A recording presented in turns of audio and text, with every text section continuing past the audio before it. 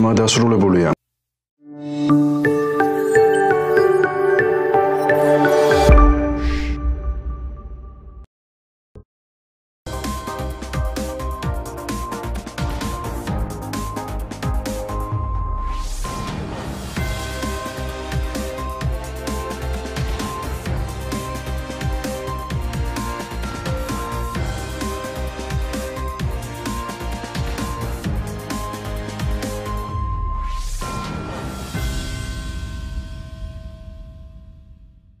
მოგესალმებით, ძვირფასო ტელემაყურებლებო, ეთერშია ტელეკომპანია სეზონი, დღის შემაჯამებელი გადაცემით. ძალიან ხმაურიანი იყო დღეს პარლამენტში ბესო ხარძიანის საქმის განხილვა და აი ასეთ საქმეებს რო უსმენ, აი ეს ძველი ჭრილობები თავს გახსენებს, თუ რა გავიარე ჩვენ და დღეს ბევრი ისე ცოტა სხვანაირად უყურებს იმ პროცესებს, რაც იყო იმ პერიოდში. დღეს რო ყველა სააკაშვილის რეჟიმის განკითხვაში არის და სააკაშვილის მიმართ განცხადებებს აკეთებს, აი ეს ხალხი ჩირგვებში იყო იმ პერიოდში და არ ვიცი, სრულწლოვანებიც იყვნენ, ხმასაც არ იღებდნენ. არსებობს სოციალური ქსელი, კაი მედიაში თუ არ გინდოდა გამოსვლა, დღევანდელი პოლიტიკური სპექტრის 95% ვინც არის აი აქტიურ პოლიტიკაში, არავინ არ ჩანდა. საერთოდ არ ჩანდნენ ჰორიზონტზეც. არავინ არ იყო. არ მინე ხა სახელმწიფოების დასახელება თქვენც კარგად იცით. და იმ პერიოდში იმ რეჟიმის წინააღმდეგ ბრძოლა ეს იყო ნამდვილად გმირობის ტოლფასი, იმიტომ რომ ეს იყო არაადამიანური რეჟიმი და აი ბესო ხარძიანის საქმეც ნათელი დასტურია, იმიტომ რომ ბიზნესმენი ბესო ხარძიანი აი ამ საშინელმა რეჟიმმა გაანადგურა. დღეს იყო განხილვა თეატრულუკიანი და პარლამენტის დეპუტატები და ის კომისია, რომელიც შეიქმნა, საგამოძიებო კომისია, კითხავდა ადვოკატი დაიკითხა უდესიანის ინტერესების დამცველი ადვოკატი აი აღნიშნულ განხილვის დროს, ასევე აქ იქნა დაკითხული ამ საქმესთან დაკავშირებული პირიც, ასევე დაიკითხა ბესო ხარძიანის შვილიც და ერთი რამე უნდა ითქვას, რომ ეს დაკითხვები ცხადყოფს იმას, რომ ამ საქმეებთან გამომდინარე ჩვენ ფიქრობ, რომ მართლაც უფრო სხვა გადაწყვეტილებები უნდა მივიღოთ, რომ ეს ძალა რომელიც მართავდა 9 წელი, აი ის ხალხი, ვინც ამ ძალას ემსახურებოდა, არანაირად არ უნდა იყვნენ პოლიტიკაში. იმიტომ რომ შეიძლება ადამიანი კი ბატონო უშუალოდ დანაშაულის ჩადენაში არ იყო უშუალოდ დანაშაულის ჩადენაში, მაგრამ ის იყო იმ რეჟიმის გამправებელი, ის იყო რეჟიმის მსახური. ეხა პარლამენტის დეპუტატი მაგალითად ციხეში არ აწამებდა სიტყვაზე და მაგალითად პარტიის გენერალური დივანი, მაგრამ ის ემსახურებოდა სააკაშვილის რეჟიმს. და ჩვენ ვიცით, რომ ნაცისტური გერმანია გასამართდა ისე, რომ უკლებლივ ყველა მაგო პასუხი.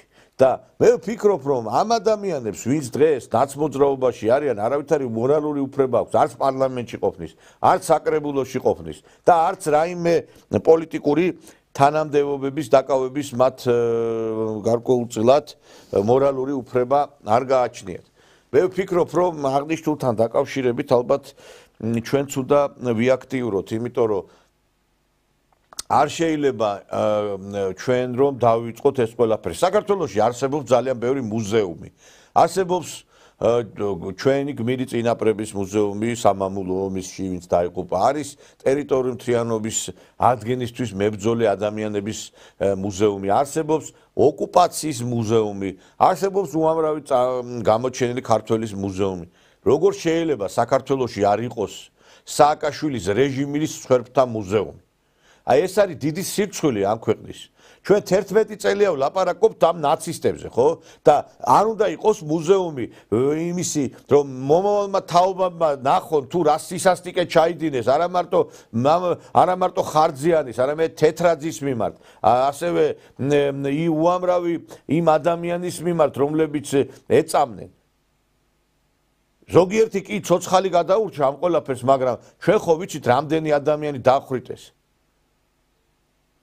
ბუტა რობაქიძე, რომელიც ემსხვერპლა ამ ყველაფერს ვაზაგაშვილი, რომელიც ეწამა ირინა ენუქიძე, უამრავი ადამიანი, რომლებიც ციხეში აწამეს. და მე არ ვიცი, ხა უკვე ზოგი გვარი შეიძლება დავიწყებასაც მიეცეს და ჩვენ უნდა გვახსოვდეს ის ყველაფერი, იმიტომ რომ ხვალდაზე გიგივი არ განმეორდეს. და აი აღნიშნულმა საქმემ ცხადყო აი დღეს საინტერესო იყო აი ამ ყველაფრის მოსმენა იქიდან გამომდინარე რომ ბევრს დაავიწყდა ეს ყველაფერი და ბევრს დაავიწყდა ის მაგრამ ბევრმა არც იცის ეხა მომავალმა თაობამ ეს რაღაც გადმოცემით იცის რომ სააკაშვილი იყო ცუდი მაგრამ ის რაც გააკეთა სააკაშვილმა აი ამ თაობამ რომელიც დღეს გამოდის და ჩვენ ევროპისგენ გვინდაო რო ყვირის ნაცებთან ერთად იმას საერთოდ არაფერი არ იცის ამ პროცესების შესახებ და ზია იმათთან ერთად აი ამ კაცის მკვლელების პარტიასთან და მათ შვილებთან სხვათა შორის იმ აქციებზე აი ამ კაცის მკვლელების აი ამ რეჟიმის სახურთა შვილებიც არიან მოწინავე პოზიციაზე ეხლა არ შვილები არაგებენ რა თქმა უნდა მშობლების გამო პასუხს მაგრამ როდესაც შვილებიც იმ გზაზე დგანან რომ რეამინირება უნდათ მოახდინონ იმ ნაცმოძრაობის აი ეს არის უკვე ძალიან საშიში და საგანგაშო დღეს ჩვენ ვისაუბრებთ იმ ჩვენ ვისაუბრებთ ამ გადაცემაში მეგობრებო აი ამ თემებზე და ჩვენ ასევე გვექნება საუბარი რა თქმა უნდა უშუალოდ იმ პროცესებზეც რომელიც აი ამ განხილვის დროს იყო მე მინდა შემოგთავაზოთ ეხლა სხვათა შორის ფრაგმენტი აი დღევანდელი აი ამ განხილვიდან რომელიც მიმდინარეობდა ხარჯიანის საქმესთან დაკავშირებით. გაგარინის მოედანთან იყო ოფისი, როგორც მივხვდი, ეს იყო ბატონ გიორგი უდესიანის ოფისი. ამ დღეს გავიცანი, იქ იყო ბატონ გიორგი უდესიანი.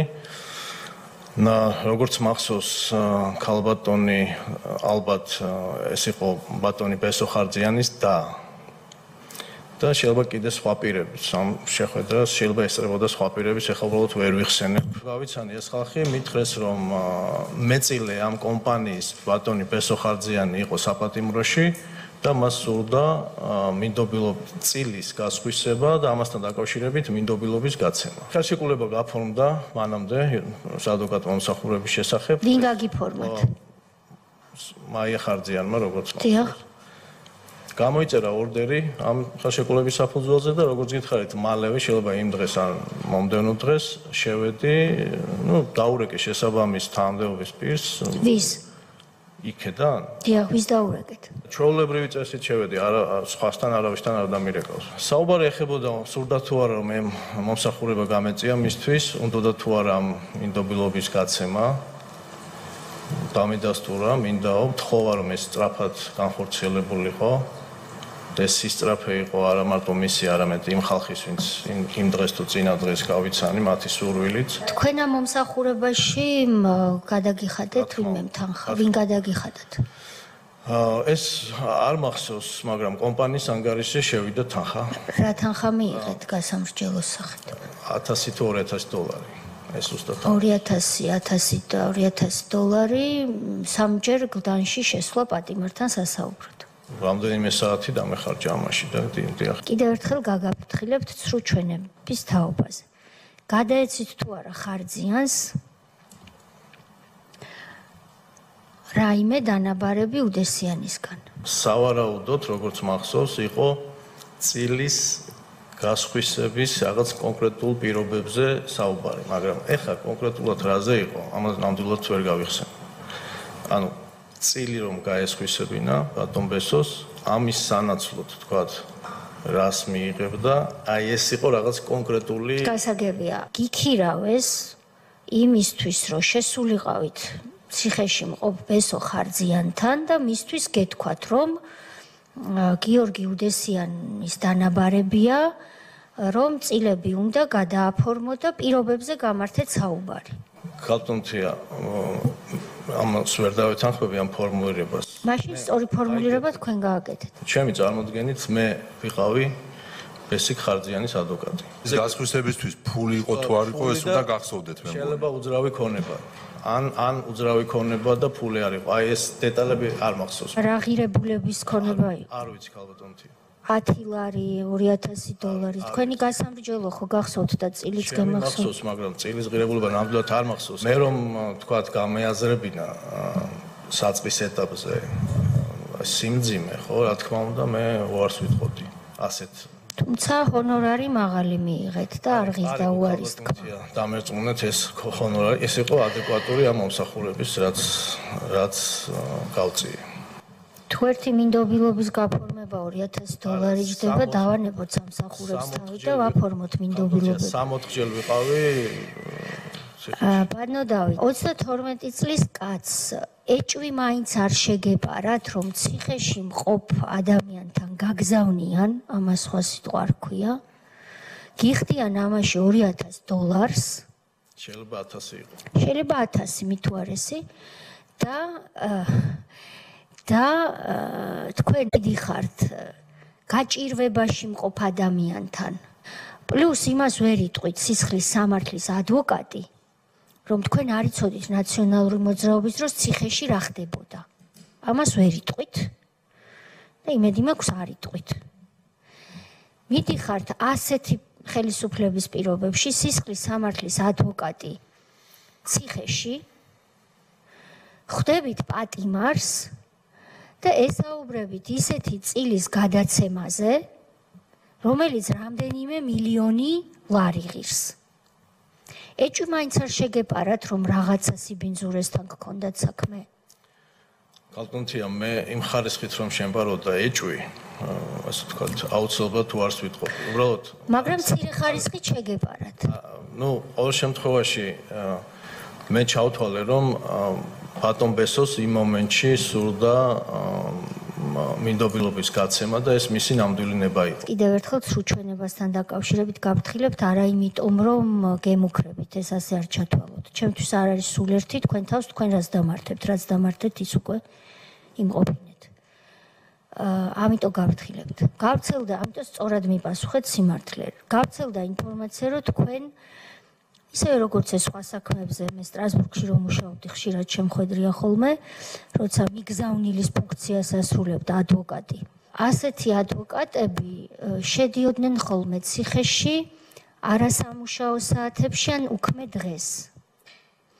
გავცელდა ინფორმაცია, რომ თითქოს ხარჯიანის საქმეზეც ასეთი რამ უნდა ყოფილიყო მომხდარი. რას მეტყვით ამასთან დაკავშირებით? ინფორმაცია კი არ გავცელდა, მე ჩვენება მივეცი ამის შესახებ. ხო და დასაწყისში იმით დაიწყეთ, რომ მეო ჩვეულებრივ პროცედურას მივყევი. უბრალოდ რამდენიმე ჯილ შევედი. თავიდან ჩვეულებრივ პროცედურას მივყევი. უქმე დღესაც შევედი ჩვეულებრივ რეჟიმში. უბრალოდ უჩვეულო ის იყო, გეტყვით, დამირეკა ბატონმა გიორგი უდესიანმა, ეს მახსოვს და მითხრა, რომ რაღაც აი მინდობილობასთან დაკავშირებით შეიძლება ვინ უნდა ყოფილიყო ეს პირი, სასწრაფოდ იყო ბატონ ბესოსთან რაღაცაზე დასალაპარაკებელი.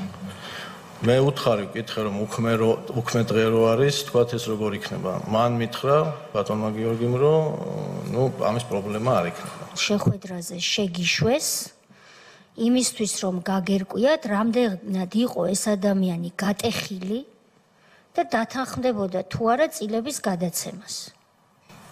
არა, მე ესე დასკვნას ვერ გამოვიტანდი. აღმოჩნდით მრავალგზის ნაწამები, ფუქსში ნამყოფი, კარანტინის დაშლაში ნამყოფი ნაწამები პატიმრის პირისპირ მეორედ უკვე უკანონოდ მოგახვედრეს ციხეში. აი ეხლა აქ გავაგრძელოთ და რა უთხარით და რა გიპასუხათ.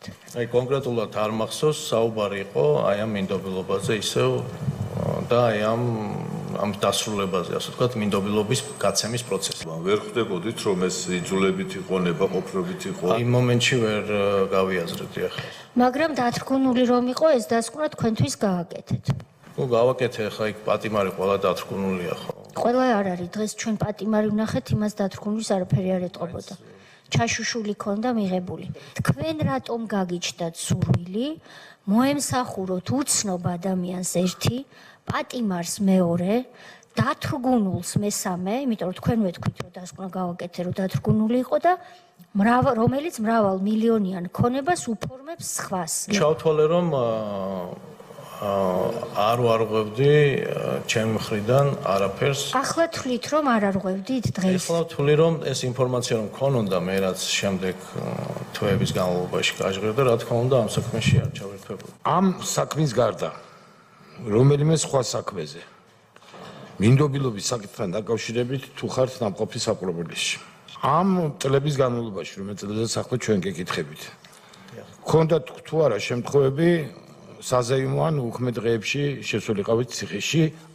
ეხლა არ მიპასუხოთ აღკვეთის ღონისძიებასთან დაკავშირებული საკითხებზე, სადაც საათები მოქმედებს და ახლა მე არ მქონია.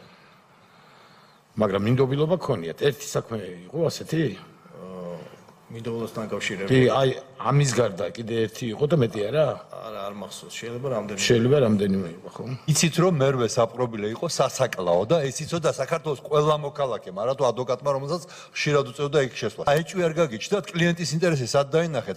გულწრფელი ხართ როცა ამბობთ კლიენტის ინტერესზე თუ შეკრული იყავით მხარესთან, იმ მხარის ინტერესებს ასრულებდით, რომელიც აძალებდა იმას ქონების დათმობას. ვერ მიხვდით ამას? არაუფლებამოსილი პირი გეუბნებათ რომ შეგიშვებენ ბზობა დღეს. ციხეში სადაც არავის არ უშვებენ, რაზე მელაპარაკებით?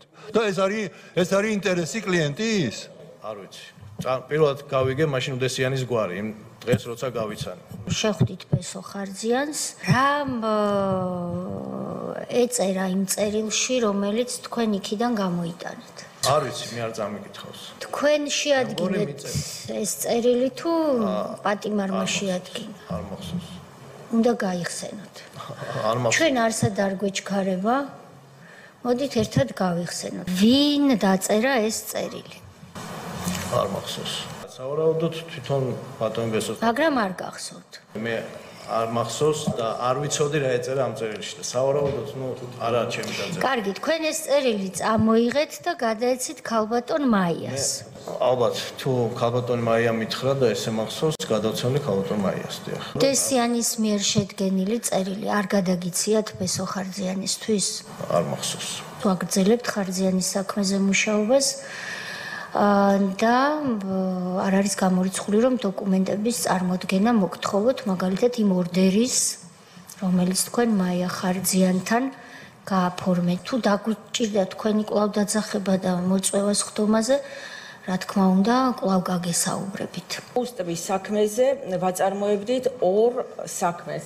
ერთი იყო კუსტვა კალა და კალასში წილების იძულებით დათმობის საქმე, ხოლო მეორე იყო ცესია, ანუ მოთხოვნის უფლების დათმობა. ბესო ხარძიანს ჰქონდა 29%, ვახტანგ კიკაბიძეს 7, გიორგი უდესიანს 9, ოლგა ხიხლოვსკა 15, უკრაინის მოქალაქეა, მარინა მგალობლიშვილი 11, ზაზა გუგავა 10, ეკა ნონიკაშვილი გახლავთ ბესო ხარძიანის მეუღლე, მას ჰქონდა 7, გიორგი ხარძიანი არის ძმა ბესოსი და მას ჰქონდა 7 და უცხოური ფირმაც იყო Arkenstone Management Limited. ეს არის სეიშელის კუნძულებზე დარეგისტრირებული. ეს საქმე გახლავთ საქმე, სადაც ბესო ხარძიანმა პირველად და უკანასკნელად მოახერხა სასამართლოსთვის ჩვენების მიცემა. იგი ამ პერიოდში, როგორც ცნობილია, მოკლეს.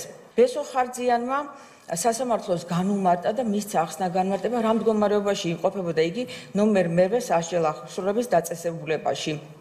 რომ ადგილი ჰქონდა, რომ 14 დღე ჯერ კარანტინში ამყოფებდნენ, სცემდნენ აბსურდული მიზეზით, მას საკანში მიუჩინეს, ანუ ჩასვეს მასთან ერთად ვინმე ოლეგ რამიშვილი, რომელმაც შესვლისთანავე დაიწყო ბესოს მიმართ ძალადობა, მას აღვიძებდა მძინარეს, იყო შემთხვევა, რომ თავში ბოთლი ჩაარტყა მძინარეს და გარდა ამისა, ის ეგრეთ წოდებული ნასეტკა იყო. იყო ერთი დღე, როცა საკნიდან გაიყვანეს ოლეგ რამიშვილი და იგი დაბრუნდა გაფითრებულიო, ბრძანებდა ბესო ხარძიანი და მითხრაო, რომ ის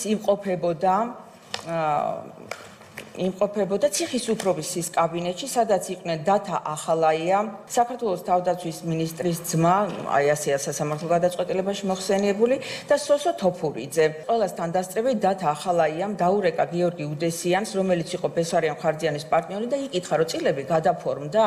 როგორც ჩანს, პასუხი უარყოფითი მიიღო, ამიტომ მოუბრუნდა პატიმარს და უთხრა, რომ ბესარიან ხარძიანი ისეთ მდგომარეობაში ჩააყენეთ, რომ წილები გადააფორმოს და თუ საჭირო გახდება ისე უნდა ეცემათ რომ გონება დაეკარგათ და გაეუპატიურებინათ. ისეთ მდგომარეობამდე იყო მისული რომ ბესარიონ ხარძიანმა წერილი გამოატანა, გამოაგზავნა და წერილში მიუთითა რომ არაფერზე წინააღმდეგი არ წახვიდეთ, ყველაფერი გადააფორმეთ. ეს წერილი რომ ნამდვილად ბესო ხარძიანის არის ყოფილიყო კოდური სიტყვა უნდა ჩაეწერათ წერილში და ამ კოდური სიტყვით ბესო ხარძიანის ოჯახის წევრები დარწმუნდებოდნენ რომ ეს ნამდვილად ბესო ხარძიანის მიერ გამოგზავნილი წერილი იყო. მისი მეშვეობით გამოიგზავნა წერილი. თუ არ ვცდები ადვოკატის მეშვეობით, ადვოკატმა გამოიტანა წერილი, იძულება შეიძლება მოდიოდეს უშუალოდ მხარისგან და შეიძლება მოდიოდეს მესამე პირისგან. და აი გია უდესიანი, რომელიც ძალიან აქტიური იყო ამ საკითხში, კი არა, როგორ ვთქვა, მას მიყავდა ეს საქმე, გახდათ სწორედ ეს მესამე პირი და ამიტომ აი დავას და ეჭვს არაფერი არ იწევდა, რომ კლასიკური მაგალითი იყო იძულებით დადებული ხელშეკრულებებისა და ამის გამო ეს გარიგებები სასამართლომ ბათილացნო. ცნობილია თუ არა, რომ კუსტმის წილები ბესარიონ ხარძიანს თქვენი ოჯახის წევრმა გიორგი უდესიანმა ნომერ მერვე გლდანის დაწესებულებაში წამების გზით დაათმობინა. არა, ჩემთვის ცნობილი არ არის. რა გზით მოხდა ამ წილების დათმობა ბესარიონ ხარძიანის ნების საპირისპიროდ? თუ არ ვცდები, ბესარიონ ხარძიანის ოჯახის წევრები დაუკავშირდნენ მას და სთხოვეს, რომ შეესყიდა შუამდგომლო უკრაინელ პარტნიორებთან და ეშუამდგომლო იმისთვის, რომ ის დარჩენილი წილები შეესყიდათ. 3 ინსტანციის სასამართლო შედგა, რომელმაც დაადასტურა, რომ ის მოცემული გარიგება, რომელზეც თქვენ ამბობთ, რომ ხარძიანები პირიქით იქით თხოვდნენ უდესიანს შეესყიდა წილები, იძულებით გარიგებად დახასიათდა, ეს გარიგება აღარ არის ძალაში. გაგებული მაქვს, რომ 3 ინსტანცია ისე რა პირცებით გააბათილა იყო ის რაღაც მომენტი და ეს წილების რეალიზაცია დასჭირდა, იმიტომ რომ ამას ესწრებოდნენ ჩემს გარდა კიდე რამოდენიმე ისე რა ქვია ჩვენი საერთო ახლობელი. ვინ ესწრებოდა გვარები რომ გითხრათ? დემური ხაულიანი, ხახა გურასპედიანი, სოსო ლიპარტელიანი. გიორგი ხარძიანი თუ ყოფილა რომელიმე მსგავს შეხვედრაზე, სადაც თქვენც ასევე ბრძანდებოდით? ერთხელ მახსოვს თითქოს. სად იყო ეს შეხვედრა, სადაც გიორგი ხარძიანი მონაწილეობდა? ოფისში ვიყავი, თუ არ ვცდები, მგონი თამარაშვილზე. ვისი ოფისი იყო ეს? გიორგის ოფისი იყო. შევედი ოფისში, იქ ვნახე და გამოვედი. გასაგები. მონაწილეობა საუბარში არ მიგიღიათ? არა. დაძაბული იყო ეს საუბარი? არა, არ მიგზნია, არა. როცა უდესიანი და ეს გურასპედიანი საქართველოში არ იყვნენ, მე მეკონტაქტებოდა. შეხვედრაზე, სადაც გიორგი ხარძიანი ნახეთ. რა ნახეთ კიდევ? ოფისში ისინი საუბრობდნენ ერთმანეთში. ბატონო ზაზა, თქვენთვის არის თუ არა ცნობილი, რომ ბატონ გიორგი ხარძიანზე მოხდა ფიზიკური თავდასხმა და მას მიაყენეს ფიზიკური შეურაცხყოფა ერთ-ერთ ასეთ შეხვედრაზე. ეგ არ ვიცი რა შეხვედრა იყო, უბრალოდ მე გავიგე ამის შესახებ გიორგისგან. ერთმანეთის ნორმალური ურთიერთობა ჰქონდათ. მე დაიძაბა ეს რაღაც არ ვიცი, ალბათ 2 წელიწადში, შეიძლება 13-ში, შეიძლება 14-ში, არ ვიცი, როგორც კი ციხიდან გამოვიდა. ხარძიანი მაშინ როდის გახდა კუსტბის კომპანიაში გიორგი უდესიანი ბესარიონ ხარძიანის პარტნიორი? ვერ გეტყვით, არ მახსოვს წლები, არ მახსოვს. თქვენთვის თუ არის ცნობილი, რომ გიორგი უდესიანის დავალებით გლდანის დაწესებულებაში ბესარიონ ხარძიანს სისტემატურად აწამებდნენ და სთხოვდნენ კუსტბის წილების გიორგი უდესიანზე გადაფორმებას? არა, ჩემთვის არ არის ცნობილი. ერჩვენიერ დღეს გამოვიდა ბესარიონ ხარძიანი ციხიდან და აიქ აირია ურთიერთობები. რით ახსნით? რა მოხდა? არა, ნუ მას ხომ ისა რა ქვიან, სატელევიზიო გამოსვლები ჰქონდა და ის ბრალსდებდა ისა გიორგის ამაში მონაწილეობაში ამ ციხის. თქვენ თავს არიდეთ ძალიან ბევრ კითხვას. იმიტომ რომ თქვენი ხავით ერთ-ერთი უახლოესი გარემოცვის წევრი უდესიანის. იმ ოფისშიც იყავით ხშირად, სადაც ჰქონდათ ყოფილი იპოდრომის ტერიტორიაზე და ამიტომ მე გთხოვდით, რომ მაქსიმალურად თქვენ გვიუპასუხოთ ჩვენ კითხვებს. პატიმრობის სასჯელს ითვალისწინებს სისხლის სამართლის კოდექსი კითხვაზე პასუხის თავიდან არიდების შემთხვევაში. არ ვიცი, არ მახსოვს. თავიდან არ ვარიდებ, კალბატონია. არა, გაითვალისწინეთ. იმდენი დრო არის გასული, თან მე პენდენციუს სამსახურში ვზივარ და აქ ადამიანს როგორც ისა მეტყველება დავიწროებული და ისა ისი აქ აზროვნებაც, ისი აქ ისა მახსოვრობაც. ბადნოზაზა, საკანში ტელევიზორი ხომ არ გაქვთ შემთხვევით? დიახ. გააქვთ? ესე იგი, ბადნოზაზა, თქვენ თუ სამჯერადი კვება გაქვთ, მათ შორის ხორცის რაციონით. თქვენ თუ საკანში ტელევიზორი გაქვთ. თქვენ თუ საკანში 18 კვადრატულ მეტრში 4 პატიმარი ხართ ჯამში. თუ 9 საათი ხართ ჰაერზე. ბიბლიოთეკა გაქვთ და წიგნებს კითხულობთ და უმაღლესი განათლების მქონე პირი ხართ. რომელი მახსოვრობის დაქვეითებაზე და დაბლაგვებაზე მესაუბრებით, ხო არ იცით? რაც საპატიმროში ხართ, თქვენთვის შეურაცხყოფა ვინმეს მოუყენებია? არა. შეუგინებია? არა. დაურტყამს? არა. უცემი ხართ წიხლებით? არა. უწამები ხართ? არა. ხო, ბესარიონ ხარძიანმა ყველაფერი ეს განიცადა. ამიტომ გაეცით შეკითხვა დაისვა აქ წევრის მიერ კითხვას გაეცით პასუხი. დიახ. ეხლა უდანაშაულობის პრეზუმპციიდან გამომდინარე, ეხლა აქ ვინც იკითხებოდა და კიდევ ვინც უნდა დაიკითხოს, არაფერის თქმა არ მინდა, მაგრამ ზოგიერთი კოლეგის შეფასებაც არ მინდა, მაგრამ ერთი ფაქტია. მე ვფიქრობ, ასევე უნდა დადგეს იმ სააკაშვილის რეჟიმის მსახური ადვოკატების პასუხისგებლობის საკითხიც, რომლებიც თანამონაწილეები იყვნენ იმ დანაშაულებების, რომლებიც ხდებოდა. თუ ჩვენ ყველაფერს კარგად გამოვიძიებთ, ცხადი გახდება, რომ აქ ამ სისტემაში ბევრმა ისეთმა ადამიანმა მიიღო მონაწილეობა, რომლებიც გამოძვრენ მშრალად ამ პროცესებიდან. არ დადგა მათი პასუხისგებლობის საკითხი. ეს ნოტარიუსები, ადვოკატები, ეხლა ვიღაცა იტყვის ადვოკატი ინტერესებს გამოხატავდაო და ისო, მაგრამ იცით რა არის, ის ადვოკატები სხვა რაღაცებში იყვნენ ჩართული. როდესაც წამება მიდიოდა მაგალითად პატიმრისა, ხშირად ამ პროცესებს ადვოკატებიც ესწრებოდნენ და ნოტარიუსებიც ესწრებოდნენ და ისი აწერდა შემდეგ ბრალდებული რაღაც დოკუმენტებს ხელს. ეს ეხლა ყველამ კარგად იცის, მეგობრებო. კარგად ვიცით ყველაფერი როგორ ხდებოდა.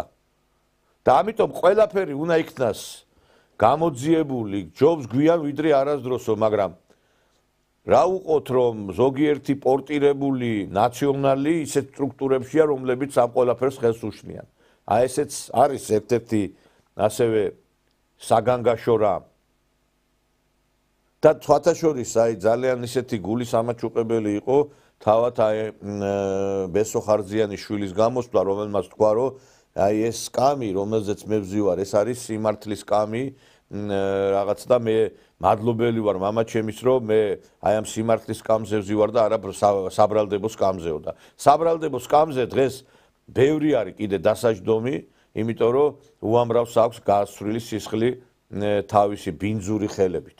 ჩვენ სამოქალაქო საზოგადოება და განსაკუთრებით ნაციონალური მოძრაობის რეჟიმის დროს დაზარალებული ოჯახები ამ დღეს დიდი ხანი ველოდით. ერთის მხრივ, რა თქმა უნდა, ძალიან რთულია ნაწამები და შემდეგ უკვე მოკლული კაცის შვილის ფორმატში აღჭდომა და ამაზე თქვენს წინაშე საუბარი ძალიან რთულია, ხოლო მეორე მხრივ მე ამაყი ვარ, დავაწეული ვზივარ ამ სკამზე, ამ სავარძელში და მე ამ სავარძელს სიმართლის სკამად მოვნათლავდი და არ ვზივარ საბრალდებო სკამზე. ამისთვის მადლობა მამაჩემს. ძალიან კარგი იქნებოდა თქვენი კოლეგა ოპონენტები, მე მხედველობაში მაქვს ოპოზიცია, რომ ის ვაჟბატონები და ქალბატონები აი აქ ყოფილიყვნენ დღეს. ძალიან კარგი იქნებოდა, იმიტომ რომ პირველ რიგში მაინტერესებს რამდენად ექნებოდათ იმის გამბედაობა, რომ ჩემთვის თვალებში შეეხედა და ჩვენაირი ხალხისთვის, რომლებიც აქ მრავლად მოვლენ, დარწმუნებული ვარ და ბევრი არის ამ ქვეყანაში სამწუხაროდ. ბესო ხარძიანის ისტორია იწყება სადღაც 2006 წლიდან, როდესაც ზურაბ ადეიშვილმა, იმდროინდელმა გენერალურმა პროკურორმა ესე იბარებდა ბიზნესმენებს, რა უნდოდა ხა ბესო ხარძიანს, ზურაბ ადეიშვილის მეგობარი არ იყო და რა უნდოდა მის კაბინეტში ბესო ხარძიანს არ ვიცი, მაგრამ ეს დაიბარეს. პირდაპირ განუცხადეს, რომ კუსტბაზე რომ სიხარ, კუსტბა მოგეხსენება თქვა სიხარ ერთ-ერთი ბიზნესი იყო მამაჩემის და განუცხადა პირდაპირ რომ უნდა გადაიხადო თანხა. ეს თანხა დაუსახელა 5 მილიონი დოლარი იყო და მოკლედ, როდესაც გაიაზრა უკვე მამაჩემა რაშიც მდგომარეობდა საქმე, წამოვიდა და დაიწყო ამ თანხების მოძიება. ეს თანხა გადაიხადა ინგლისური კომპანიის მეშვეობით. ამ კომპანიის ახლის ნამდვილად ვერ გავიხსენებ, მაშინ არსებობდა ესეთი კომპანია. იძულებული გახდა რომ კუსტბა ჩაედო ამ კომპანიაში და ამ თანხის გადახდა მოხერხდა. შემდეგ უკვე 2011 წლის 16 ფებრუარს მამაჩემს აჩერებენ ვარაზის ხევში და მოკლედ იძულებით მეორე მცდელობით უკვე ჩაასხეს პირში და გადააყლაპეს ეს ნარკოტიკული საშუალება. 2011 წლის 18 ფებრუარს უკვე შეასახლეს კლდანის მერვე საპყრობილეში. დავალება მოდიოდა გიორგი უდესიანისგან. ეს დაჭერა და შემდეგ უკვე ციხეში მასზე ფიზიკური ზეწოლა.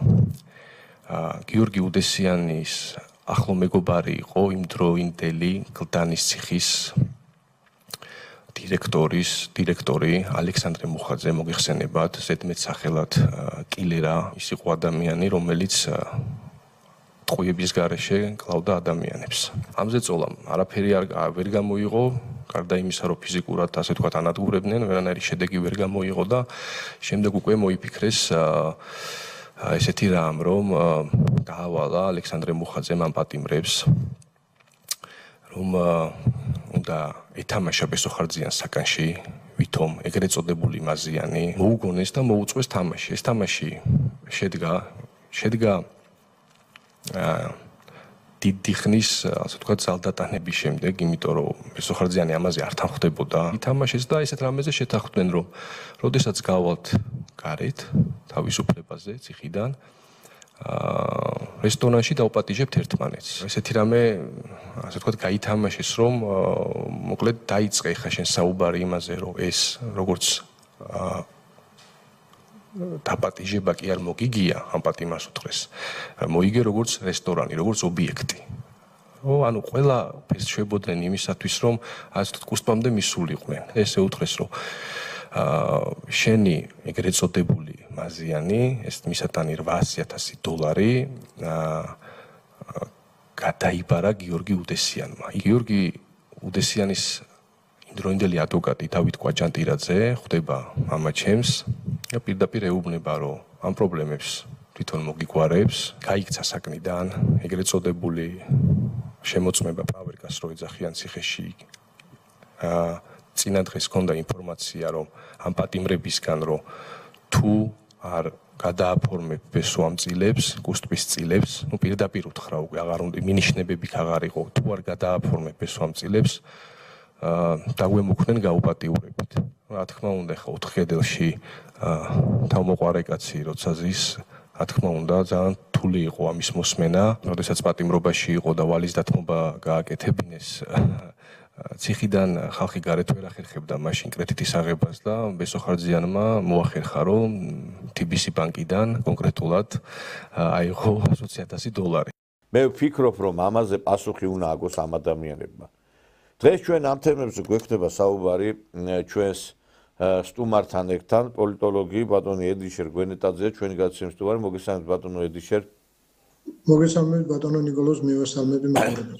ბატონო ედიშერ, ალბათ თქვენც ადევნებდით თვალყურს ამ ხარძიანის საქმესთან დაკავშირებით იყო გამოკითხვები და უშუალოდ საქმესთან დაკავშირებული პირები, ბესოხარძიანის და მისი შვილი, ადვოკატი, ასევე პირი, რომელიც მონაწილეობდა ამ საქმეში. აი, თქვენ როგორ ფიქრობთ, ეს ყველაფერი რაღაც ახალი ეტაპის დასაწყისია სამართლიანობის აღდგენის თუ აი რაღაც გაგრძელება იმ პროცესის, რომელსაც ქვია აი სამართლიანობის აღდგენა. თქვენ რა შეფასებას გაუკეთებთ ამ ყველაფერს? მოგესალმებით კიდევ ერთხელ პატრიოტულ ტელემაყურებლებო და მინდა გითხრათ, ხაზგასმით აღნიშნოთ, რომ ჩვენ დღეს მოწმენი ვიყავით იმ პროცესისა, რომელსაც ქვია 21 საუკუნის ფაშიზმი. ფაშიზმის გასამართლების დასაწყისი. თქვენ ვერ წარმოვიდგენთ კიდევ რა იმალება ამ საშინელი ადამიანების უკან. იმ ადამიანებისა, რომლებმაც 9 წლის განმავლობაში რომ იტყვიან თუ კი რაიმე უსაშინლესი ურჯუკული ფორმები იყო ადამიანთა წამებისა, ყველა და ყველაფერი გამოიყენეს ქართველი ხალხის მიმართ. უპირველეს ყოვლისა, ჩვენ დღევანდელ დღეს მოვისმინეთ და ვნახეთ ისეთი საშინელი ისტორია ერთი ოჯახისა, რომელიც წარმომადგენელი საბოლოოდ კიდევაც შეეწირა ამას.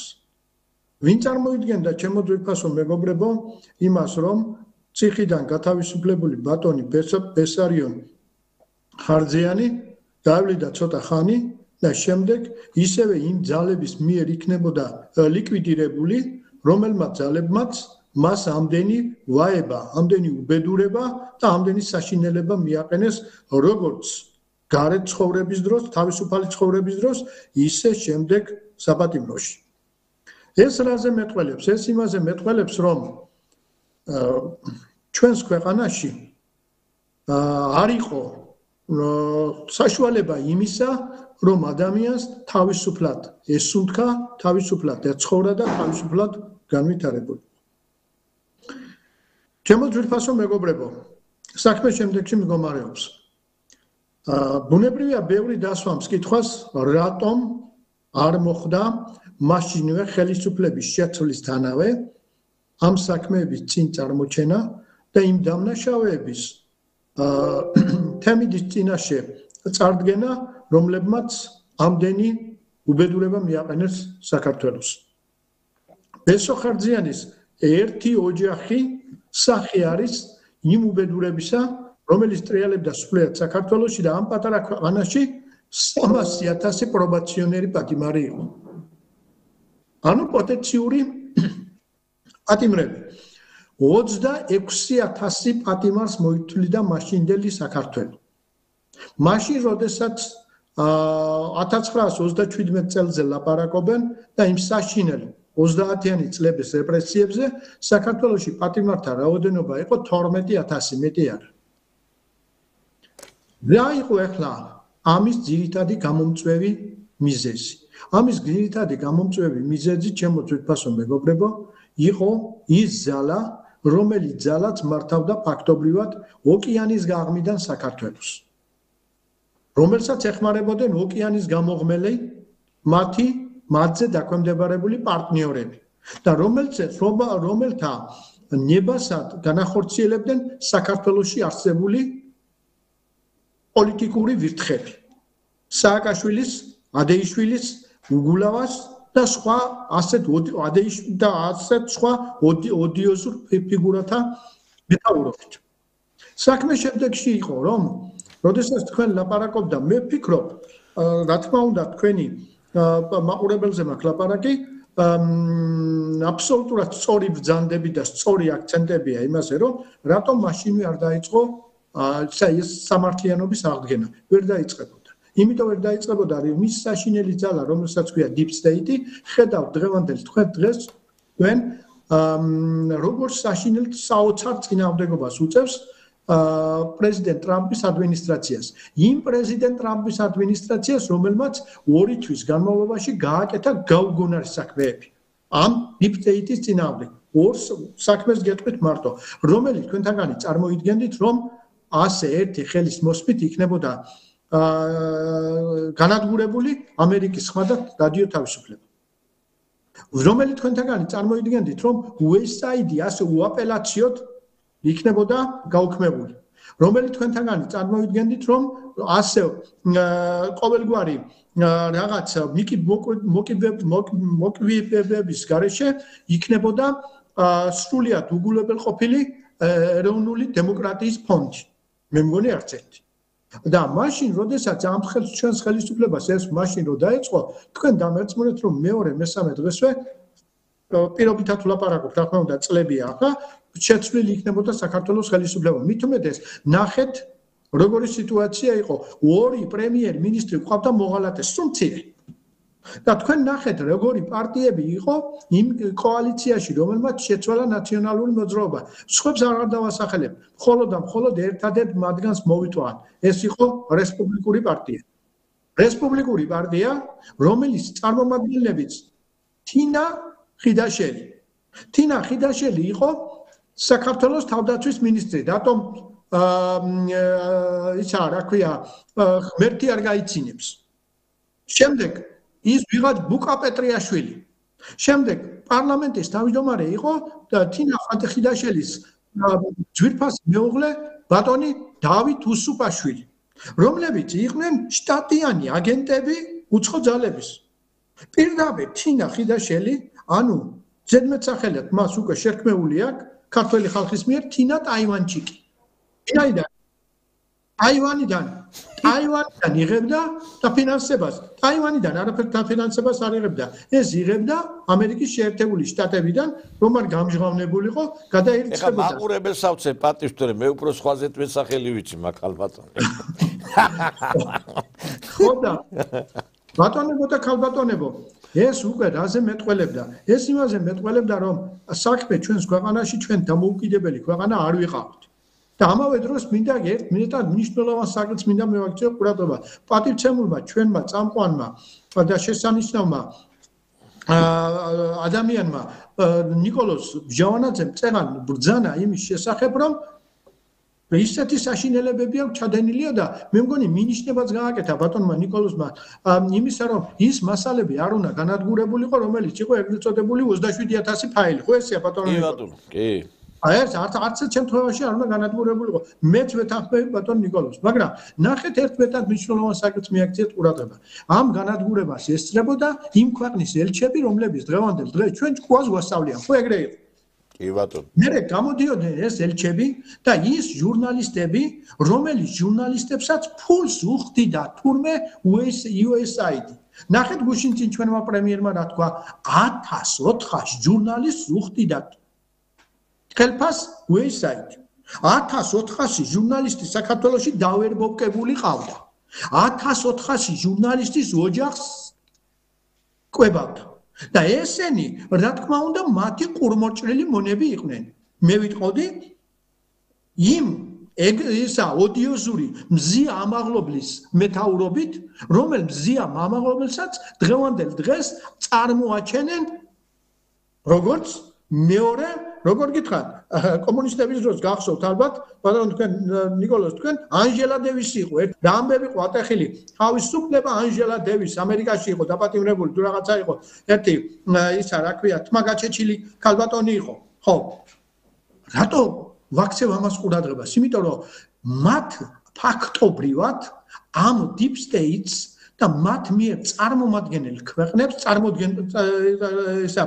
მართულ ქვეყნებს არ უნდათ კვალი დაეტოვებინათ იმ უბედურებისა, რომელი უბედურებაც სააკაშვილის ხელისუფლებამ მათივე ხელდასმით აქ ჩაიდინა, მათივე ხელდასმით რატო ვლაპარაკობ? სწორედ ისინი უქმებდნენ გუნდრობს სააკაშვილს და რაცხდნენ მას დემოკრატიის შუქურად. ჩვენ გვახსოვს ზუსტად 20 წლის წინ 2005 წლის 9 მაისს მოსკოვში ჩამოვიდა პრეზიდენტი ბუში უმცროსი და შემდეგ იქედან პირდაპირ ჩამოვიდა თბილისში. თბილისში, როდესაც გამოვიდა ის სიტყვით, მან პირდაპირ უწოდა სააკაშვილს დემოკრატიის შუქურა. ამის შემდეგ ეს ჯაჭვური რეაქციის წარიმართა ყველგან და მე ნახეთ ჩემო ძვირფასო მეგობრებო ამ დემოკრატიის შუქურამ რა მოიტანა ეხლა თავად ამერიკის პირველი პირები ლაპარაკობენ და აგერ ბატონმა ტრამპმა თქვა პრეზიდენტმა ბუშმა და ისა გადასცაო საქართველოს რუსეთს ხო ესე ბატონო ხო ბატონო ეხლა ამავე დროს შემდეგ განა მიმართვა სპეცსამსახურებმა არ იცოდნენ რა ჩადიოდა სააკაშვილი და მისი ხროვა საქართველოში რა თქმა უნდა ყველაფერს კარგად გრძნობდნენ მაგრამ ის იყო მათი სუკინსინი ანუ მათი ძაღლის შვილი და ამ ძაღლის შვილმა თავად პატრონები და ამ ძაღლის შვილმა და მისმა ხროვამ თავად მათივე პატრონები იმ დონემდე მიიყვანა რომ ისინი იძულებული გახდნენ დათანხმებულიყვნენ მის შეცვლაზე თუმცა მე ფიქრობდნენ რომ ისად გავიდოდა გარკვეული დრო და ისევ დააბრუნებდნენ ამ სუკინსინებს ხელისუფლებაში კი ბატონო მე ხაი თქვენ საუბრობდით რომ აი ეს იმ ფაილებზე რომელიც განადგურდა ეს არის პირადი ცხოვრების ამსახველი ფაილები მე პირადად ვესწრებოდი შინაგან საქმეთა სამინისტროში იმ არასამთავრობო ორგანიზაციების და ექსპერტებთან ერთად განხილვას, სადაც წდებოდა აი ამ საკითხი უშუალოდ მოპოვებული მტკიცებულებების ჩვენ პირადად ჩვენ მე ვნახე პირველი ეს ჩვენ გვანახეს მედიის წარმომადგენლებს ის კასტილებიანი კაცი რო აუპატიურებდა სამეგრელოში ადამიანებს და მაშინ გამოვარდნენ ეს ჟურნალისტები ეს უკანონოდ მოპოვებული მტკიცებულება არის მაშინ ეს გვარამიები მიშველაძეები და ვიღაცები რო რას გვაყურებინებთ ამას და რა ვიცი ეს რა არის რა საშინელებაა და ეს ტომას ჰამერბერგი ევროკავშირის სპეციალური წარმომადგენელი საქართველოში გამობძანდა მაშინ აი ამ შეხვედრაზე შინაგან საქმეთა მინისტრი იყო მაშინ აღნიშნულ შეხვედრაზე ასევე NGO სექტორი და ჩვენო ესო უკანონოდ მოპოვებული არისო და ამასო ვერ დაურთავთო საქმებსო და უნდა განადგურდესო და სახალხო დემონსტრაციულად განადგურდა მაშინ იყო ლექსო ჭიკაიძე მინისტრი და განადგურდა ეს მასალები ერთი რამე არის რომ ეს ამდენი ათასობით ფაილში რო შეიქმნა 27000 ზოგი 32-ს ამბობს ნუ თქვათ 27000 27000 ფაილის შექმნაში რამდენი ადამიანი იყო დასაქმებული მაგ ვინც იღებდა ვინც იყო უშუალოდ ჩართული ეს ადამიანები ვიზეც იყო ეს მე მთელი ოპერატიული სამსახური იყო აქ ხო მთელი სისტემა მოქმედებდა ეს ხალხი ვის სად არის სად წავიდა ეხლა დაიჭირეს მარტო რაღაცა ერთი 10 კაცი ხო იქ ვინც იყო აი ამ დანაშაულში მაგრამ აქ ასეულობით ადამიანი იყო ხო ამ ყველაფერში მონაწილე მე ვფიქრობ რომ აი ეს ყველაფერი ჩვენ ხო ვიძახით ეხლა deep state აღარ არსებობს უკვე განადგურდა ხო არა განადგურებული სამწუხაროდ ჯერ თავიდან ბოლომდე არა ნუ თავიდან ბოლომდე საერთოდ არც ერთი ბოროტება არ უნადგურდება და თავიდან ბოლომდე ესვებიც არა აქვს ჯერჯერობით ჩემი აზრია ეკონომიკაში ბატონო ეხლა ედიშე თქვენც კარგად იცით ეხლა ტრამპმა მაგალითად იუსაიდთან დაკავშირებით იუსაიდის გაუქმებაზე გადაწყვეტილება მიიღო სასამართლომ არ დააკმაყოფილა ხო ბევრი გადაწყვეტილება აგრეთვე იქ იყო საუბარი თანხების იმაზე დაბლოკვაზე ეგეც არ დააკმაყოფილა იქ ძილი წინამდებობა არის ტრამპი ჩვენ ერთი რამე ვიცოდეთ ეხლა ტრამპი ძალიან ომახიანია განცხადებებში მაგრამ საქმეში როგორც ასეთი და საქმის კეთებაში ესეთი ომახიანი ვერ არის იმიტომ რომ პირველ საპრეზიდენტო მმართველობისასაც მან ფაქტობრივად ბევრი ილაპარაკა მაგრამ აი კომუნისტებს აქვს ნათქვამი საქმე ლაპარაკის ნაცვლადო საქმე როგორც ასეთი არ დაუდია იმიტომ რომ შიდა კინკლაობას გადაყვა მთელი აი ეს საპრეზიდენტო მმართველობა ეხლა წხედავთ ამ კაცს ხა მე მეთანხმები კი ბატონო მაგრამ თავარი ჩემთვის არის შედეგი ის რომ კი ბევრი რამე დაიწყო ეს პროცესები მაგრამ ბოლომდე მივა თუ არა ეს პროცესები აი ეს არის თავარი მან დაიწყო ლაპარაკი იმ შესახებ რომ მაგალითად ის რომ აი ეს იუსაიდი გაუქმდება მაგრამ აი სასამართლომ არ მიიღო გადაწყვეტილება ამაზე მე თქვა რომ რუსეთთანო ანუ ჩვენო აი ამ უკრაინასთან რუსეთ-უკრაინის ომსო ერთ დღეში დავამთავრებ თუ ეს ერთ დღეში ეხლა თავიდანვე წარმოუდგენელი იყო და ეხლა სხვანაირად დაიწყო საუბარი ჩვენო რუსეთს დავაჩოქებთო მე შეცვალა არა რუსეთს კი არ დავაჩოქებთო მე იმედი მაქვს რუსეთი დათანხმდებაო იმასო რომ წამოვა დიალოგზეო მე ეხლა საუბრობს იმის შესახებ რომ რაღაცებთან მიმართებით ცოტა ცვლილებებს განიცდის, იმიტომ რომ წინააღმდეგობებს რო აწყდება რაღაცა გარკვეულწილად ეს ასახვას პოვებს.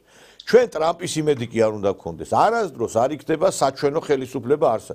ჩვენი უნდა გავაკეთოთ. ჩვენ თუ ეხა იმას დავეყრდნობით, რომ ამერიკაში რაღაცა მოხდება და აი ამის მერე ჩვენ უნდა დავიწყოთ, ესე არ იქნება, იმიტომ რომ ჩვენი საქმე ჩვენ უნდა გავაკეთოთ.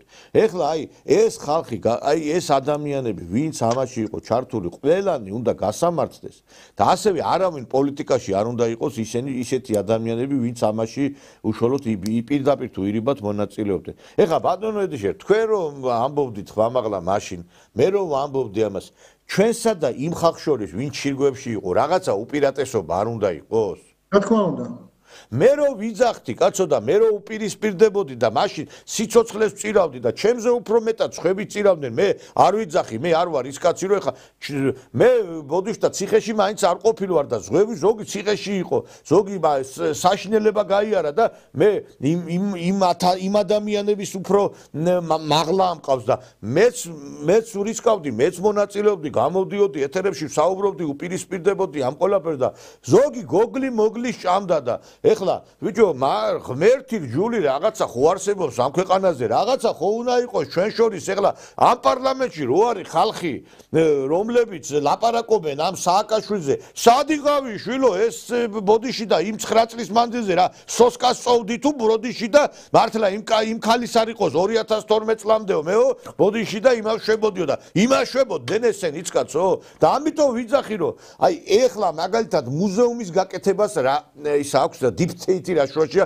აი რო შეიქმნა სააკაშვილის სისტემის მსხვერპლთა მუზეუმი. აი გეკითხებით ბატონო ედიშე, ამას ტრამპი ჭირდება თუ ამას ჭირდება რა? ბატონო ნიკოლოზ, აბსოლუტურად გეთანხმებით. არა, ჭირდება, ხო არ ჭირდება ამას დიპსტეიტი?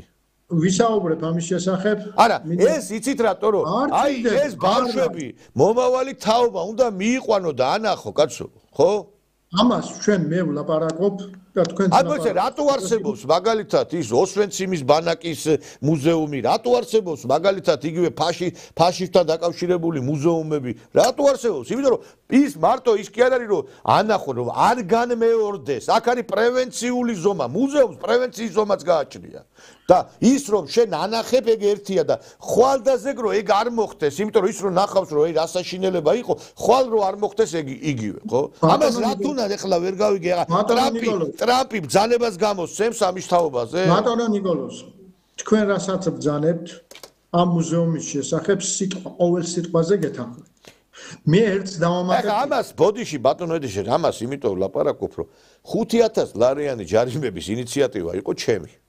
აქ ყავდა ერთი ადამიანი, რომელიც ხელისუფლებასთან არის დაახლოვებული და რომ დაეთანხმა ამას ზუსტად მეორე თუ რამდენიმე დღეში მივიღეთ ხელისუფლება ჩვენ ძალიან ესეთი დაბეჯიტებით უყურებს ამ გადაცემას რო იცოდეთ და მე მათ მინდა მივმართო რომ ჩვენ გვართ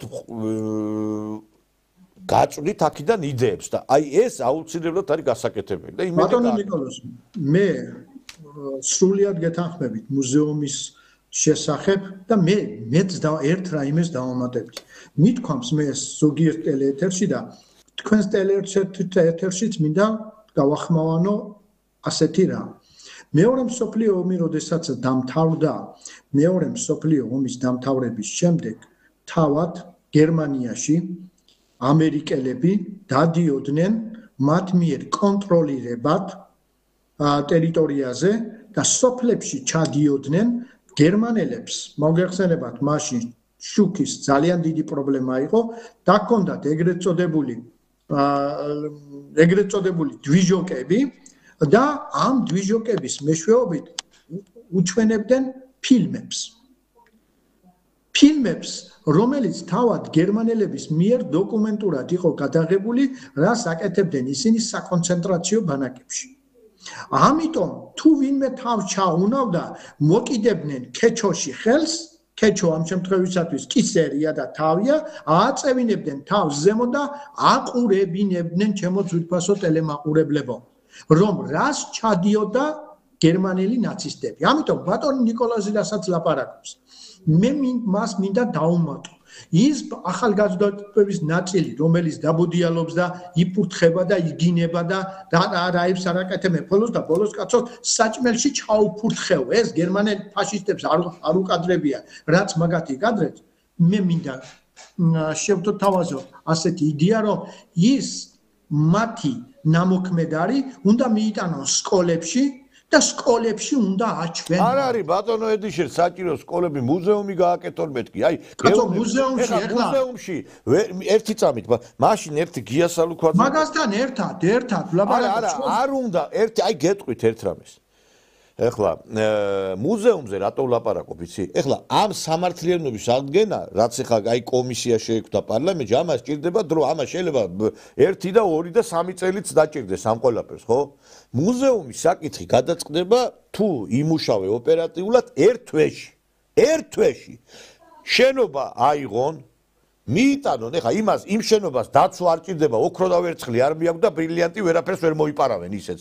აქ არის დოკუმენტური მასალა, ნივთები, მაგალითად იმ პიროვნებების, რომლებსაც რაღაცა გარკვეულწილად დაკავშირებული იყო სურათები, რაღაცა აი ისეთი ღირებულების მოგონებები, ჩემო ბატონო, მოგონებები, დღეს იძლევა მაგის საშუალებას ტექნიკა და ასეთ ჩვეულებრივ ფირები, ყველაფერი. ანუ ეს ისეთი რამე არ იქნება, რომ რაღაცა აქ ეხლა, ანუ ამის გაკეთება არის ძალიან ნადვი. და ეხლა აი სკოლა რო დამთავრდება და გინა სკოლის პერიოდში ყველა ბავშვები უნდა მიიყვანონ, რა თქმა უნდა, ხა იქ მძიმე კადრებს ბავშვებს ვერ აყურებინებ.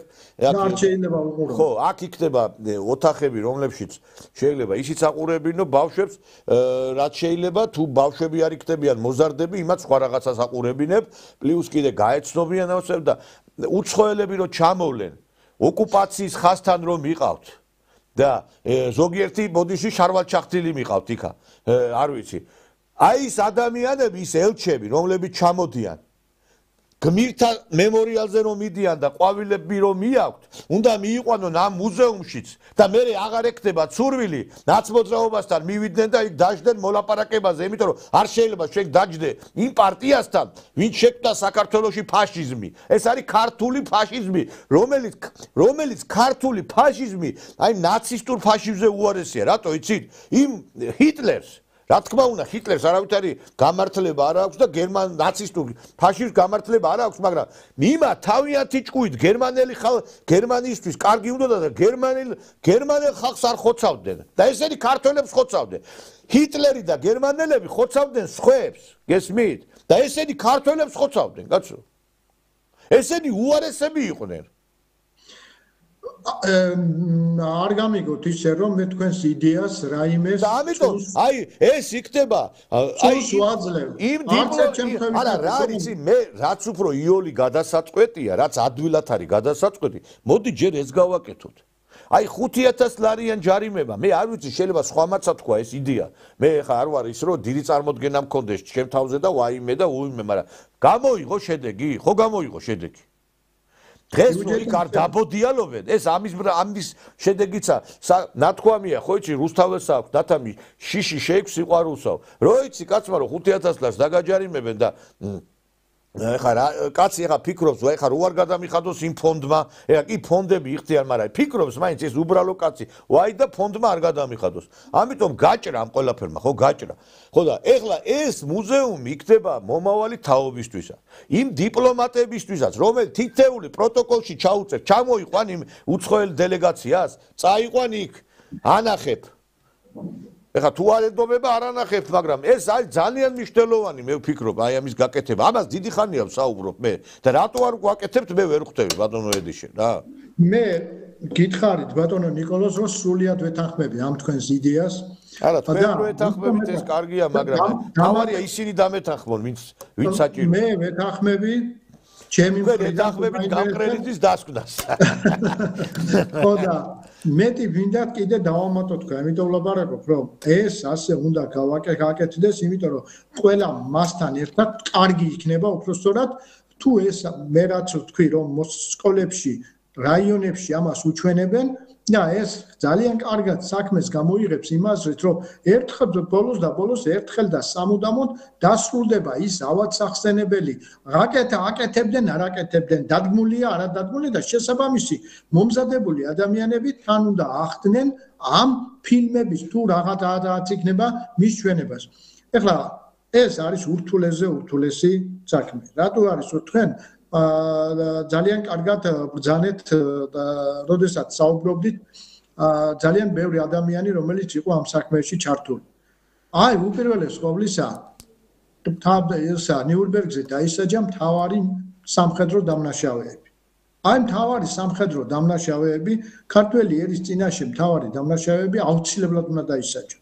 აუცილებლად ეს ყოველ მიზეზზე გარეთ უნდა მოხდეს და ზელენსკის რომ ყავს ეს ხროვა შეფარებული იქა, აი ეხლა ამაზე წინააღმდეგობას რომ გააკეთებენ ის ჩვენი ეგრეთ წოდებული უცხოელი მეგობრები ხომ იცით ეხლა ეს ძალიან დიდი წინააღმდეგობა იქნება ვინაიდან ეს ფაქტობრივად იქნება საბრალდებო დასკვნა და ბრალდება მათ წინააღმდეგაც ვინაიდან ისინი ყოველ წუთსა და ყოველ წამს ხარს უჭერებენ იმ ძალას რომელსაც შეფარებული ყავს ადეიშვილი რომელსაც შეფარებული ყავს ალექსანდრე მუხაძე იგივე კილერა კაცა აქვს შერქმეული იგივე ლორდ კიფანიძე და ნახეთ ჩემო ძვირფასო მეგობრებო და საქმე რაში არის აი ესეც ნუ და გავიწყდებათ გახსოვთ ის ჩვენი ქართველი მებრძოლები რომლებიც უკრაინაში იბრძოდნენ და იბრძვიან ეხლაც რომ ზოგიერთი მათგანი როგორ გვემუქრებოდა ტანკებით გადაგივლიო ხომ არ დაგვიწყებია რომელიმე ჩვენთანაც აი ეს არის სწორედ ფაშიზმი და ბატონმა ნიკოლოზმა წერან როდესაც ბრძანა ჰიტლერსო ეს საკუთარი ხალხის მიმართ არ გაუგებდა სრულიად გეთანხმები საკუთარი ხალხის მიმართ მათ ეს იმ რაოდენობითა და იმ ხარისხით რასაც ესენი აკეთებდნენ საქართველოში არც ერთ შემთხვევისათვის არ გაუკეთებიათ დაუჟილობის სინდრომმა გამოიწვია ის რომ დღევანდელ დღეს ნახეთ რა იდეოლოგია ჩამოყალიბდა საქართველოში. საქართველოში ჩამოყალიბდა საშინელი იდეოლოგია, ჩემო ძვირფასო მეგობრებო, რომელიც საშინელი იდეოლოგია მდგომარეობს შემდეგში, რომ გავრცელდა ეპიდემია საქართველოში, რომელსაც ქვია ომიკრონი. რას ქვია ახლა მე COVID ეპიდემიაზე არ ვლაპარაკობ. კაცო, ნახეთ ბატონო ნიკოლოზ, როგორი სიტუაცია ორი უზარმაზარი ქვეყნის ამერიკის შეერთებული შტატებისა და რუსეთის პრეზიდენტები ლაპარაკობენ როგორ დამყარდნენ სოფლიოში მშვიდობა და რუსთაველზე გამოსული ზოგიერთი 200-300 კაცი ლაპარაკობს არაო ომი არ გვინდა მშვიდობა გვინდა ომი ახლა მითხარი ამ სიგიჟეს რა შეიძლება ეწოდოს ეს ხომ როგორ გითხრათ ეს ხომ ყოველგვარი წითელი ხაზების იქეთ გასვლა და ამას აკეთებენ ყოველ საღამოს და ამას ხავს თავიანთი იდეოლოგები. რა შეიძლება იმ სიგიჟეს ეწოდოს, რასაც მაგალითად გუბას სანიკიძე ჩადის საკუთარი შვილის მიმართ. წაკითხული მაქვს მამის მკვლელი. მაგრამ შვილის მკვლელები არა, ხალხო, რაც წარმოვიდგინე შვილის მკვლელი, კაცო. ეხლა ნაციონალურ მოძრაობას რომ მოიყვანს ისეთ ბუთქუნა ბიჭს, როგორიცაა ის ლევანი. და ის ლევან სანიკიძე ბავშვი გაიყვანა მომსახურების სფეროდან. ამას ახლა ეს კანონით უნდა ისჯებოდეს და საქართველოში უნდა იყოს აკრძალული ნაციონალური მოძრაობა, როგორც ასეთი და ნაციონალური მოძრაობის იდეოლოგია უნდა იყოს აკრძალული. ეს აუცილებლად უნდა აიკრძალოს რა არის ნაციონალური მოძრაობის იდეოლოგია. ნაციონალური მოძრაობის იდეოლოგია მდგომარეობს უპირველეს ყოვლისა ნახეთ რაში ქრისტეს გამოსახულებიანი კუბო დაწვეს. მივიდნენ და წმინდანად შერაცხული 6 ღვთისკაცის საფლავზე მოშარდეს. მივიდნენ და ქაშუეთის ეკლესიაში აოხრეს. სუნი ადიოდა ყარდა რასაშინელებსაც ჩადიოდნენ. რამდენი ხანია ის მასობრივი უკვე აღარ არსებობს ის მასობრივი ეგრეთ წოდებული დემონსტრაციები, რომელიც ტარდებოდა თუ მოპროტესტებდა მიტინგები და გუშინ გავიარე რუსთაველზე. ნახეთ როგორი აოხრებულია. ნახეთ როგორი წარწერებია, როგორი საშინელებებია, რა ხდება ხალხო, რა უბედურება. არა, მეც ვიყავი გუშინ, ჯერერთიც ეხა ვერ ხვდები, ეს რუსთაველი ამათია, ჩვენი არ არის თუ რა ხდება. რაღაცა 20 კაცის გადაიკეტება ამ საღამოს რუსთაველი, ისედაც ქალაქში არის ძალიან ისეთი ბევრი საცობები და მოძრაობა არის ზაგმედ ჭირს, გადაკეტავენ კაცო ამ მოძრაობებს და მიდი მოვდივარ, ესე იგი ესენი გაივლიან, გამოივლიან, მერე ესე იგი დადღაბნეს მთელი ეს შენობები და საერთოდ მე ერთ რამეს მინდა ვთქვა. იცით რა არის? მარტო რუსთაველს არ ეხება. მე ვფიქრობ ძალიან აი 5000 ლარი ჯარიმა მარტო იმისთვის კი არ უნდა იყოს, რა ქვია ეს, როდესაც მაგალითად ქუჩას გადაკეტავენ. 5000 ლარი უნდა იყოს ასევე ჯარიმა, როდესაც ვიღაცა დადღაბნის მაგალითად კედლებს რომელიღაცა შენობისა. მთელი რო გაიარო, მთელი ქალაქი არის დადღაბნილი რა. ვიღაცა იქ დაწერს, რონალდინიოს დააწერს, ზოგი ბოდიში და იმას დააწერს, ფეხბურთელს დაახატავს, ვერ იქ მიწისქვეშა გადასასვლელებში ხოს. აი წადით, ჩადით, გინა ბელორუსში, გინა რუსეთში, გინა ეხა ამერიკაში სხვა არის კიდე სიტუაცია. ევროპის რომ აი სადაც ის არის ნორმალური სიტუაცია, გინა შვეიცარიაში. არცად არ არის ასე დადღაბნილი ქალაქი, კაცო, რა უბედურება და რით ვერ გავიგეთ კიდე რომ ქართველზე ჭრის ის მხოლოდ რომ შიში შეიფს სიყვარული. ჩვენ ნებით ვერ ვაგებინებთ ამ რამდენი მაინტერესებს, აი ბატონო ედიში რამდენი ის ჩატარდა ღონისძიება, აი მაგალითად დასუფთავების ფული იყოფა სპეციალურად აძლევენ NGO სექტორს, აი დასუფთავების პროპაგანდისტული ესენი აქციები, რომ წავლენ, წაიყვანენ ბავშვებს, დაასუფთავებინებენ მაგალითად რაღაცა ადგილს ტყეში იქნება თუ სკვერში იქნება რომ და აჩვენებენ რომ აი დავასუფთავოთ ტყე, დავასუფთავოთ მაგალითად სკვერი, დავასუფთავოთ მაგალითად ზღვის ზოლი და მეორე დღეს იგივე სიტუაცია. არა, უნდა ჯარიმები, სხვანაირად არ ჭრის აქ. არ ჭრის. საქმეს უნდა ვიცოდეთ რომ სამწუხაროდ ესია რომ საქართველოში აი უნდა მოქმედებს ეს წესი და ყველაფერზე ეს უნდა გამოვიყენოთ ეხლა და ამ რუსთაველზე დავიწყე და ბოლო-ბოლო ეხლა ვიცით რა არის კაცო რამდენი ხანი უყუროთ ამათ ბოდიში და ტრაკ გამოხეულიო დარბიან იქა უკვე სამარცხვინოები არიან უკვე რა უბედურება ეს საშინელებები ტიტულები გამოდიან ეხლა ბოდიში და იმათ ხო არ ვაქცევ ამ არხს რა ქვია პორნო არ ყავთ ხო არ ვაქცევ ეხლა რაც რეალობა იმას ვანახე მე ზოგი მემდებს რას ვანახებ კაცო და როგორ რანაირად და რაღაც მე რას ვუნდებ ხალხო ბრალს ეხლა შუა რუსთაველზე გამოდის ქალი და ბოდიშ და ისაქმებს არ რა გავაკეთო აი ესენი არიან ეს ნაცები ხო და ამას უნდა ვაყურებინოთ მომავალთაობას კაცო ეხლა საქმე რაში არის მდგომარეობს მე ვფიქრობ ყოველ შემთხვევისათვის მე ჩემი შინაგანი გადასახედიდან რაც არის რაშია საქმე ნახეთ იმ დედაკაცმა სალომემ აი ნომრიანმა აგენტმა რომ გაუგზავნა წერილი და მასთან ერთად ხელი რომ მოაწერა ვიღაცაებმა კიდე რა ეგრეთ წოდებულმა პოლიტიკოსებმა რომლებიც პოლიტიკოსობას იბრალებენ ესენი ისეთი არიან პოლიტიკოსები როგორც მე ვარ იაპონიის ის იმპერატორი ნახე რა დაწერა იმ წერილში ერთ ფაქტ მიაქციეთ ყურადღება მე ვშიშოფო რაიმეო მცირე ინციდენტმა და მცირე ისა ლეტალურმა შემთხვევამ ძალიან დიდი ლეტალური შედეგები არ გამოიღოს ესე რა უნდათ ეხლა მაგათ იცით მაგათ უნდათ რომ იქ ვინმე დაარბიონ მე ასე ვფიქრობ და ამ დარბევის შედეგად ისინი ყველაფერზე წამსვლელები არიან იმიტომ რომ პოლიტიკური გვამებად არიან გადაქცეულები რომ ვინმე მოკვდეს და ეს ტრაგედიით დასრულდეს რატომ ლაპარაკობ ეხლა ამას ნახეთ სერბეთში რა მიმდინარეობს სერბეთში გამოიყენეს ის რომ ჩამოინგრა სადგურის შენობა და რომლის დროსაც დაიღუპა 15 ადამიანი. მოხდა ეს ტრაგედია. დაიცაჯენ და დასაჯეს დამწერის რა ქვია დამნაშავეები, მაგრამ მაინც იმას აწვევიან რომ არ იქნა დასჯილი და ასე შემდეგ. ასე შემდეგ. რატომ ბატონებო? იმიტომ რომ ამ ძალას სურს ამ ქვეყანაში ჯერ კიდევ არსებული იმ საფრთხეების უფრო მეტად გაღვივება, რასაც ქვია ქვეყნის ხელისუფლებაში, ხელისუფლების ძალით ჩამოგდება და იმიტომ ლაპარაკობენ იმას, რომ არჩევნები და პოლიტიკური პატიმრების გათავისუფლება. რომელი პოლიტიკური პატიმარია ერთი მითხრა. ამ მითხრა, ვინ არის პოლიტიკური სიტყვისათვის თქმისათვის დაპატიმრებული. ვინ არის პოლიტიკური ქმედებისათვის? ბატონო, თქვენ რას ამბობთ? ეხლა მე სხვათა შორის მე სერბეთში რაც ხდება, ეგ უფრო არის, იმ იქითკენ რომ მაინც ვუჩიჩს თვლიან პრორუს პოლიტიკოსად, იმიტომ რომ ვიცით რომ რუსეთთან უფრო კარგი ურთიერთობები აქვს და მაგიტომ არის იქ და არავითარი კავშირი მათ იმ ჩამონგრევასთან არ აქვს საქმე, რომ მიზეზი რო არ ჩამონგრეულიყო ის რაღაც სხვა რამეს მოიჟება. მაგრამ თქვენ რას ამბობთ? იბატონო, მაგრამ თქვენ რას ამბობთ? ეხლა მე თქვენგან შეიძლება თქვენ მაგას გულისხმობთ, იმიტომ რომ სხვებისგან ანუ თქვენ ამბობთ იმას, რომ ესე იგი ჩვენ ეხლა რაიმე არ მოხდეს, რომელსაც არა ხო და აი რას ვიძახი? თქვენ ამბობთ იმას, რომ ეხლა ჩვენ რო ეგენი აღკვეთოთ, რო არ მივცეთ იქ აი ამ ტანტალი ამ რუსთაველზე, მე უარეს გააკეთებენ და ამიტომ იტანტალონ რუსთაველზე. იმი არ მოკლად ხალხობა. გარკვეულ დრომდე. გარკვეული დრო მიდის ესე.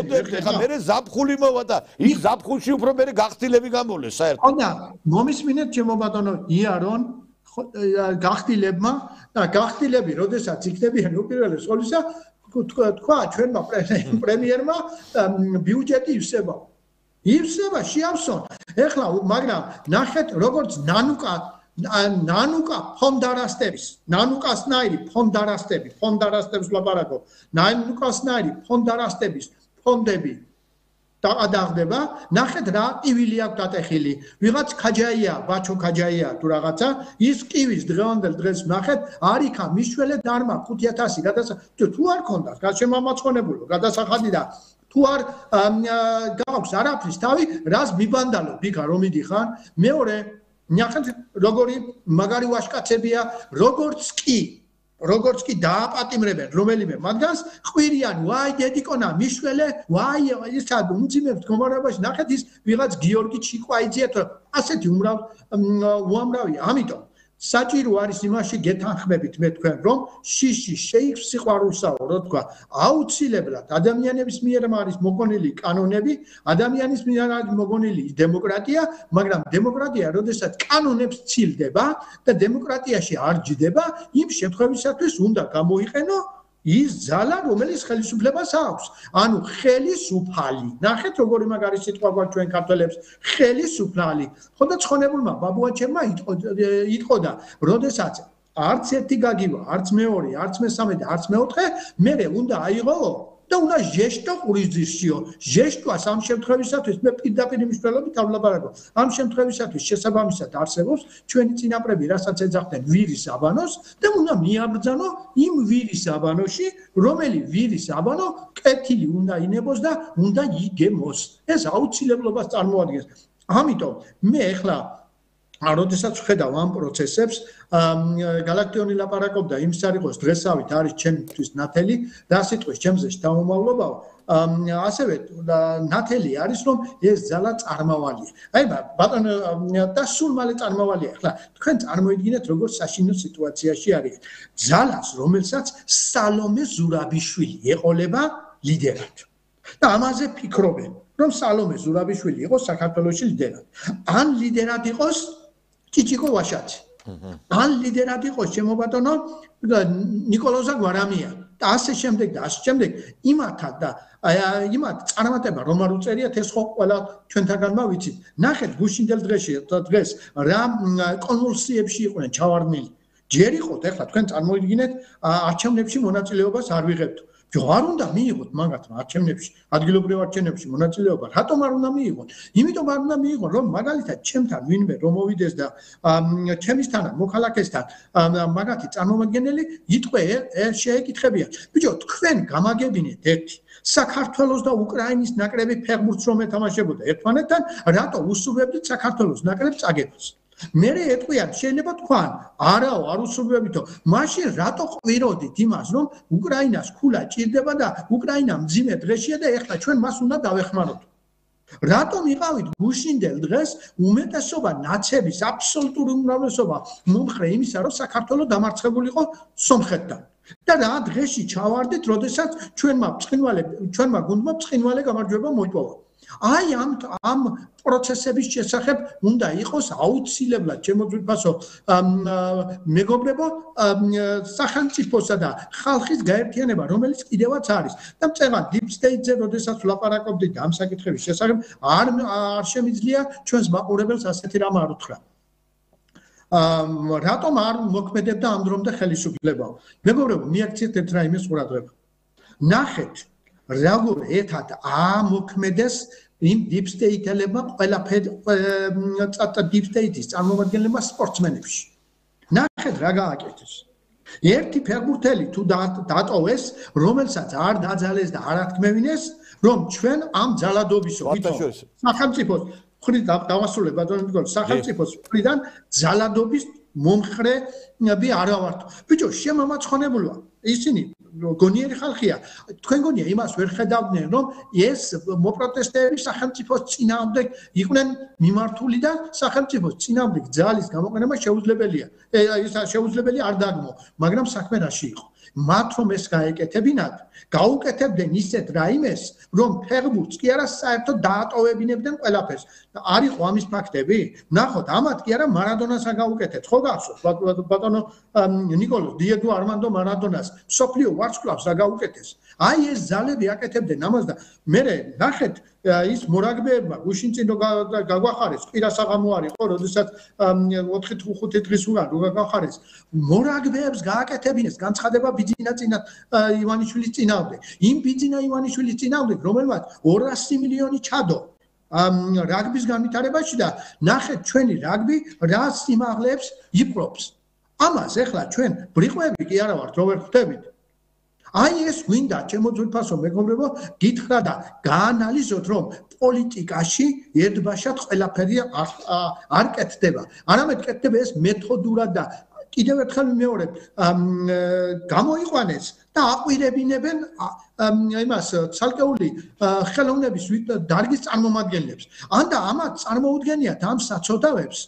თავები ოთარ მეღვინეთ უხუცესებად თავები წარმოუდგენიათ ჩემო ბატონო გიგა ლორთქიფანიძეებად და ასეთ პიროვნებებად წარმოუდგენიათ თავი და ეს ხალხი წარმოიდგინეთ ლანძღავს რობერტ სტურუას ლანძღავს ხალხო ცოცხალ კლასიკას რომელიც თბილისის ქუჩებში დადის საბედნიეროდ აი ასეთ სიტუაციაში აყენებენ ისინი ადამიანებს და მეტიც მინდა გითხრათ ნახეთ ფაშისტ ბოლოს აკეთებდა ჰიტლერი იმას რაც ამათმა გააკეთეს სკოლებში შევიდნენ ბაღებში შევიდნენ და სკოლებისა და ბაღების ბავშვების გამოყვანა უნდათ ქუჩებში რისთვის უნდათ დიდი ეჭვია რომ ეს უნდათ პროვოკაციისათვის ამიტომ ეს ძალა არც ერთ შემთხვევისათვის საქართველოს ხელისუფლებაში არ უნდა დაბრუნებაზე ზედმეტი არის საერთოდ პოლიტიკაში არ უნდა იყოს და ნახეთ შემდეგ არჩევნებზე რომ მოვიდნენ კიდევ თქვათ მიიღონ მონაწილეობა იქ მე მაგალითად და ჩემისთანა მოხალხეები მას დაუსვამენ კითხვას კი მაგრამ როდესაც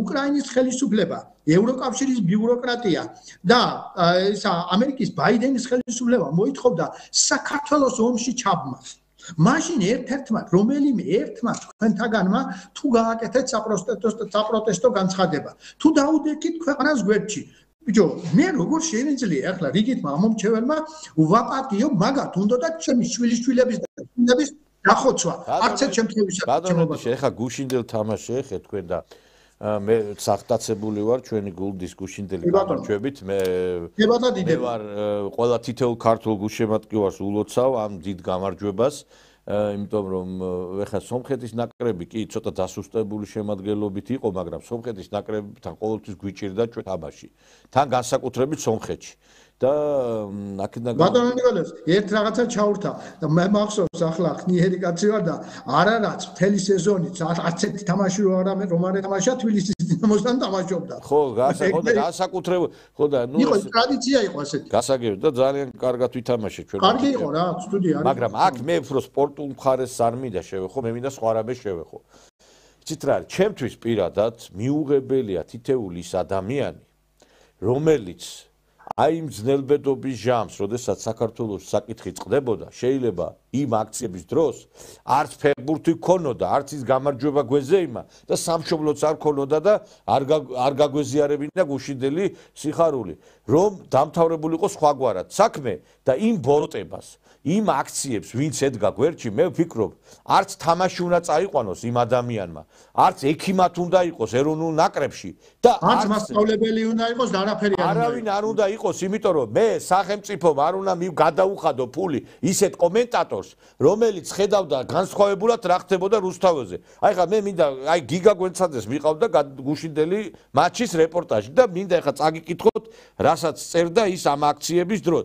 წაადიშვილო თამაში წაიყვანე, არ გესმის ეს პოლიტიკა და არ იცი რა. ერთი ეხლა მიდის სანახავადაო, ეხლა რო თქვი ეს ეხლა ის არ გითქვია შენ, ამითი ლექსი არ დაგიწერია და ამითი ეხლა რაღაცა რამე არ შეგიქმნია. გასაგფთიანი ფრაზის გამო შენ ეხლა არავინ არ გაპატიებს სამშობლოს ღალატს და ესეთი რამე თქვა. მე ესე იგი საუბრობს ეს ადამიანი, მე